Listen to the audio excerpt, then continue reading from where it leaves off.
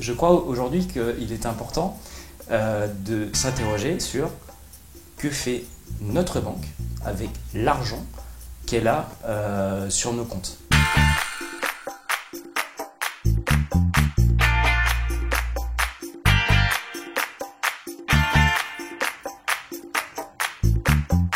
Si on ne change rien, en 2100, la température va augmenter de 3 degrés. La grosse partie qui entraîne le réchauffement climatique, c'est l'utilisation des énergies fossiles.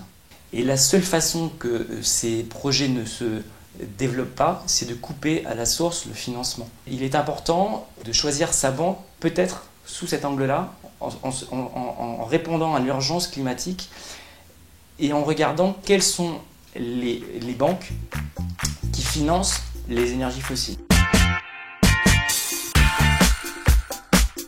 La NEF considère l'épargne comme un bien commun. Elle a une responsabilité d'utilisation de cette monnaie de sorte de la bonifier et que cet argent ait une plus-value dans la société dans laquelle on vit.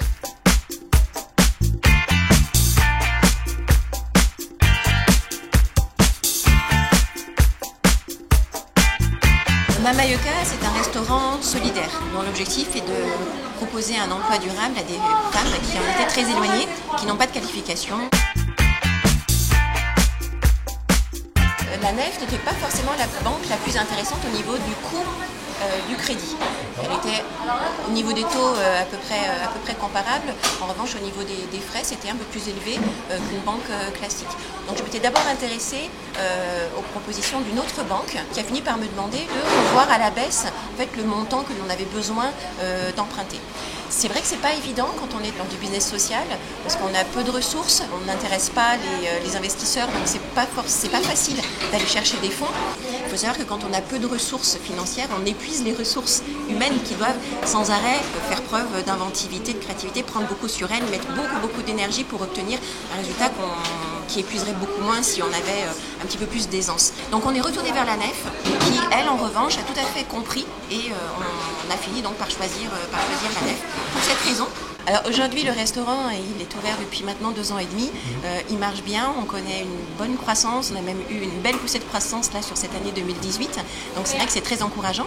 C'est aussi un projet qui est éprouvant, qui demande quand même beaucoup d'investissements personnels de la part de ceux qui portent le projet, des sociétaires, parce qu'on est aussi une société coopérative.